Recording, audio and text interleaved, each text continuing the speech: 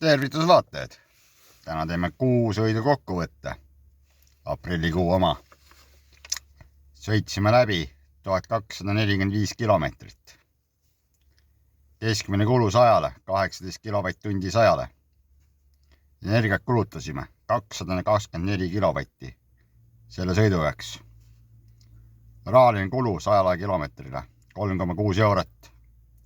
Kokku kulutasime raha elektri peale 45 eurot.